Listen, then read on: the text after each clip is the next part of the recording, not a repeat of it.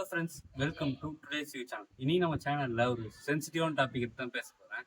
அது என்னன்னா, ரீசெண்டாக உங்களுக்குலாம் தெரிஞ்சிருக்கும், இந்த லாக்அப் டெத்துன்னு சொல்லிட்டு தமிழ்நாட்டில் நிறைய நடக்குது. அது என்னன்னு சொல்லிட்டு நான் வீடியோக்குள்ளே போய் சொல்கிறேன். அதுக்கு முன்னாடி சேனல் நீங்கள் சப்ஸ்கிரைப் பண்ணிக்குவாங்க. வாங்க வீடியோக்குள்ளே போவோம்.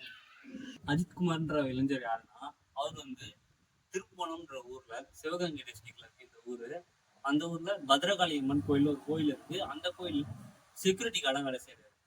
யாரு இந்த அஜித்குமார் இளைஞர் வந்து செக்யூரிட்டி கார்டாக வேலை செய்யறாரு. அங்க வந்து ஜூன் 27 அன்னைக்கு, கரெக்டா ஜூன் 27 அன்னைக்கு அவரு நிக்கிதான்ற ஒரு பெண் வந்து வராங்க. அவங்க வந்து இந்த மாதிரி காரை கொடுத்து பேலட் பார்க்கிங் மாதிரி எனக்கு கார் பார்க் பண்ணுங்கன்னு சொல்றாங்க. அஜித்குமார்ன்ற இளைஞர் வந்து, இல்ல மேடம் எனக்கு சரியா கார் பார்க் பண்ண தெரியாது, காரோட தெரியாது, நான் என் ஃப்ரெண்டை கூப்பிட்டு பார்க் பண்ண சொல்றேன்னு சொல்லிட்டு அவர் ஃப்ரெண்டை கூப்பிட்டு பார்க் பண்ண சொல்லியிருக்காரு.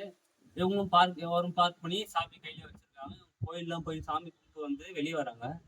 இதுவே ஸ்மூத்தா போயிட்டு இருக்குது. அதுக்கப்புறம் தான் இப்போ சொல்றாங்க, இவங்க வந்து கார்ல வந்து ஒரு 10,000 நகை வச்சிருந்தேன். இது வந்து 2 லட்சம் வரும் இந்த நகை. எனக்கு வந்து நகை நீ யாரு நீங்க தான் எடுத்தீங்க, நீங்க எடுத்து யாரு எடுத்தாங்க? இல்லை மேடம், நான் நகையில எதுவும் பார்க்கல அப்படின்னு சொல்லியிருக்காங்க. இவங்க வந்து உடனே வந்து போலீஸ் ஸ்டேஷன் கால் பண்ணியிருக்காங்க. போலீஸ் ஸ்டேஷன் கால் பண்ணி நடந்து சொல்லியிருக்காங்க. இப்போ நார்மலா கேஸ் வந்து என்ன பண்ணுவாங்க, போலீஸ் ஸ்டேஷன் வந்து வருவாங்க. வந்து நார்மலா இவங்களையும் ஒரு அஜித்குமாரையும் விசாரிப்பாங்க, இந்த நிக்கிதா அவங்களையும் விசாரிப்பாங்க. ஏன்னா வந்து 2 பேர் இவங்க நிக்கிதாவும் போய் கேஸ் கொடுத்துட்டாங்களா அப்படின்னு சொல்லிட்டு 2 பேரையும் விசாரிப்பாங்க. ஒரு கட்ட பஞ்சாயத்து பண்ற ஆளாவே இருந்தாலும் 2 பேரும் நிக்க வச்சு, நீ என்ன பண்ற, நான் இது அது இதுன்னு சொல்லிட்டு 2 பேரும் ஃபேஸ் டு ஃபேஸ் நிக்க வச்சுதான் விசாரிப்பாங்க. ஆனா இவங்க போலீஸ்ல இருந்து வந்து இவங்க வந்து எவ்வளவு இன்ஃபுளுன்ஸ் ஆனாலும் பாருங்களேன். இவங்க ஏடிஜிபிக்கு ஃபோன் பண்ணி சொல்லியிருக்காங்க. ஏடிஜிபி லெவல்ல இவங்க இன்ஃபுளுன்ஸ் வச்சிருக்காங்க. அவரு கீழே தனிப்பட அவரு சேர்த்து அவர் கீழே தனிப்பட அமைச்சு தேடி இருக்காங்க. ஒரு நார்மல் கேஸா இருந்தா என்ன பண்ணுவாங்க, ஒரு இவங்க மேல நிக்கிதா மேல கிரிமினல் இருக்கா அப்படின்னு சொல்லிட்டு லோக்கல் போலீஸ் ஸ்டேஷன்ல இருந்து முதல்ல கிரிமினல் அஃபென்ஸ் பாஸ்ட் தேடுவாங்க. அப்படி தேடி இருந்தாலே இந்த கேஸ்ல வந்து உண்மை தெரிஞ்சிருக்கணும் அப்படின்னு தோணுது. ஏன்னா இந்த நிக்கிதான்ற உமன் மேல ஏற்கனவே வந்து 2011 கேஸ் இருக்கு. அது என்ன கேஸ்னா, இவங்க வந்து ஜாப் ஃப்ராட் பண்றாங்க. ஜாப் ஃப்ராட்னா என்னன்னா, யூஸ்வலா நான் உனக்கு வேலை வாங்கி தரேன், நீ எனக்கு ஒரு ஒரு லட்ச ரூபா தான், நான் ஒரு நல்ல ஒரு ஐடி ஜாப் வாங்கி தரேன்னு சொல்லி பைசா வாங்கிக்கினேன் வேலை வாங்கி தராம ஏமாத்திருக்காங்க. இது வந்து அவங்க இந்த டெத் ஆனதுக்கு அப்புறம், இந்த லாக்அப் டெத் ஆனதுக்கு அப்புறமா அவங்களோட நிக்கிதாவோட உறவினர்கள் வந்து மீடியா முன்னாடி சொன்னது இதெல்லாம் வந்து.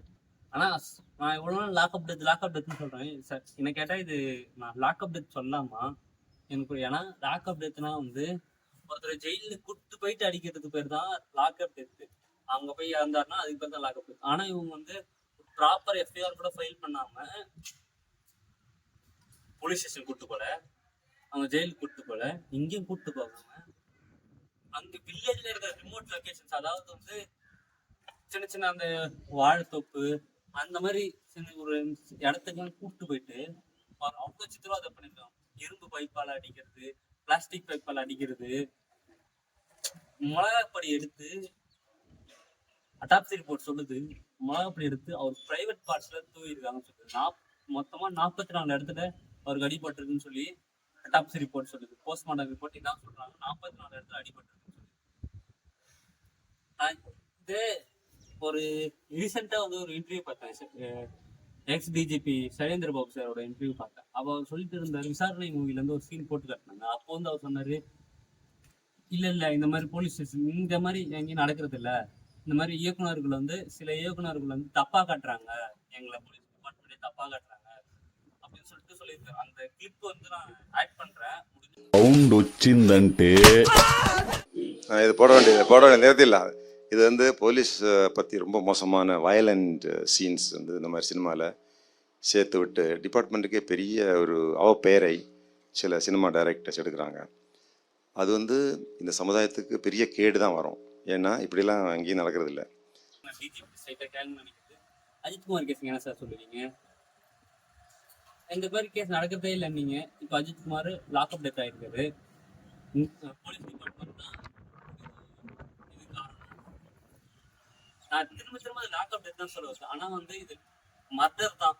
நிச்சயமா இது மர்டர் கேஸா தான் எடுத்துக்கணும். ஏன்னா நான் முன்னாடியே சொன்ன மாதிரி லாக்அப் எடுத்துட்டு போல, அதனால இது murder case.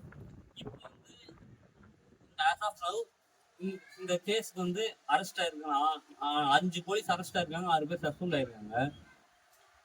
Police okay, police suspend ஆயிருக்காங்க, அரெஸ்ட் ஆயிருக்காங்க. ஓகே, எனக்கு இன்னொன்னு கேட்கணும். 2011 நான் ஏற்கனவே சொன்ன மாதிரி இவங்க மேல டாக் ஃப்ராட் கேஸ் இருக்கா? அதுக்கும் ஒரு ப்ராப்பர் எஃப்ஐஆர் ஃபைல் பண்ணாம வந்து இவங்க வந்து ஜெயிலுக்குலாம் போகாம வீட்டில் தான் வெளியே தான் இருந்திருக்காங்க. இப்பயும் வந்து இவங்க மேல விசாரணை வரல. எனக்கு அதான் ஏன்னு தெரியல. ஏன்னா இவங்க மேல விசாரணை வந்திருக்கணும். ஏன்னா இவங்க வந்து உண்மையில அந்த இதுல 10 சவரன் இருந்துதான்றதே எனக்கு டவுட்டா இருக்கு. இவங்க மேல இந்த ஃப்ராட் கேஸ் இருந்ததுனால மட்டும் சொல்லல. ஏன் நிறைய அவங்க சுத்தி இருக்க உறவினர்களே வந்து சொல்றாங்க இவங்க வந்து அப்படிதான், இவங்க வந்து ரொம்ப பணம் ஆசை பிடிச்சவங்கன்னு சொல்லிட்டு அவங்க உறவினர்கள் எப்போ வந்து சொல்றாங்கன்னா, லாக்அப் டெத் இந்த அஜித்குமார்ன்ற இது இறந்ததுக்கு அப்புறம் வந்து சொல்றாங்க இந்த மாதிரி வந்து இவங்க இவங்க ஒரு இப்படிதான் சொல்லிட்டு விசாரிச்சு பார்த்ததுலயும் அதே மாதிரிதான் அக்கம் பக்கம் விசாரிச்சதும் சொல்றாங்க. அதனாலதான் நான் வந்து சொல்றேன் என்னன்னா, பணத்துக்கு ஆசைப்படி இவங்க பண்ணியிருந்தா என்ன, இவங்க ஒரு உண்மையில காணாம போயிருந்தா காணாம கூட போயிருப்பாங்க, அது நமக்கு தெரியாது. காணாம போயிடுச்சா இல்ல உண்மையா காணாம போச்சா இல்ல இவங்க சும்மா சொல்றாங்க, அதை விசாரிக்கலாம். உண்மையாதான் காணாம போச்சான்னு விசாரிக்கலாம். அதை விசாரிக்காம எடுத்துட்டு இவரை கூப்பிட்டு போயிட்டு 4 நாள் சித்திரவதை பண்ணி அடிச்ச சாதிச்சிருக்காங்க. இது சத்தியமா மர்டர் கேஸ் தானே. லாக்அப் டெத் எடுத்துப்பீங்களா? நிச்சயம் வாய்ப்பே கிடையாது. லாக்அப் டெத் எல்லாம் வாய்ப்பே கிடையாது. நான் சொல்றேன் பாருங்க, சக்தீஸ்வரன், ஆமா ஐ விட்னஸ் இதுக்கு வேற இருக்கு. ஐ விட்னஸ் சக்தீஸ்வரன் அவர் வந்து போன்ல வீடியோ கேப்சர் பண்ணி சப்மிட் வேற பண்ணியிருக்காரு. ரீசெண்டா பார்த்துருப்பீங்கன்னு நினைக்கிறேன். நிறைய அவர் அடிக்கிற மாதிரி இருந்துச்சு. அதை நான் கிளிப்ஸ் ஆட் பண்றேன். என்கிட்ட கடைக்கு நான் தேடிட்டு அந்த கிளிப்ஸ் தான் தேடிட்டு இருக்கேன். கடை சிக்க மாட்டேங்குது. சிக்கிச்சுன்னா வீடியோ ஆட் பண்றேன், பாருங்க. பாத்தீங்கன்னா எந்த அளவுக்கு ப்ரூட்டலா அவர் சித்திரவதை பண்ணிருக்காங்கன்னு தெரியும்.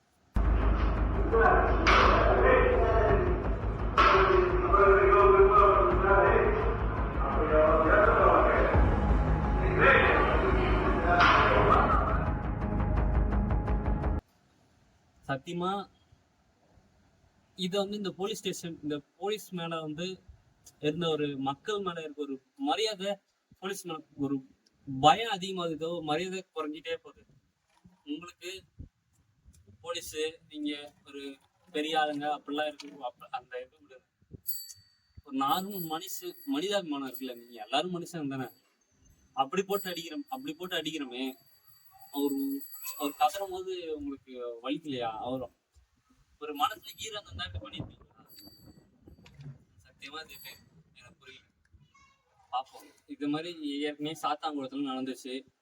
ஃபாதர் சன் அதை பத்தி ஒரு போட்டோ வீடியோ நிறைய பேர் போட்டாங்க. அப்படியே மறைஞ்சிடுச்சு. இப்போ வந்து அஜித்குமார், இது தொடர்ந்து பேர் மட்டும் தான் மாறிட்டே இருக்கு. இது நடந்துட்டே த்ரோட் தமிழ்நாடு நடந்துட்டே, நிறைய கேஸ் நடந்துட்டே தான் இருக்கு. இது எப்போ ஸ்டாப் ஆகும் அப்படின்னு சொல்லிட்டு, எப்படி ஸ்டாப் ஆகும்னு சொல்லிட்டு எனக்கு புரியல. அட்லீஸ்ட் இந்த கேஸ்ல அரெஸ்ட் பண்ணவங்கள மர்டர் கேஸா எடுத்துட்டு அதுக்கு தகுந்த தண்டனை கொடுத்தாலாவது இந்த மாதிரி கேஸ் எல்லாம் ஒழியும் அப்படின்னு சொல்லிட்டு நான் கொஞ்சம் நம்புறேன். நீங்களும் அதே தான் நம்புறீங்கன்னா இந்த வீடியோக்கு லைக் பண்ணிட்டு சப்ஸ்கிரைப் பண்ணுங்க. இந்த அஜித்குமார்ன்ற இளைஞர் இந்த போலீஸை பத்தி, லாக்அப் டெத்தை பத்தி என்ன நினைக்கிறீங்கன்னு சொல்லிட்டு கீழே கமெண்ட் பண்ணுங்க. திரும்ப சொல்றேன், இது வந்து மர்டர் கேஸ் தான். இப்போ வந்து இந்த கேஸ் வந்து தமிழ்நாடு சீஃப் மினிஸ்டர் வந்து போலீஸ் சிபிஐக்கு மாத்திருக்காரு.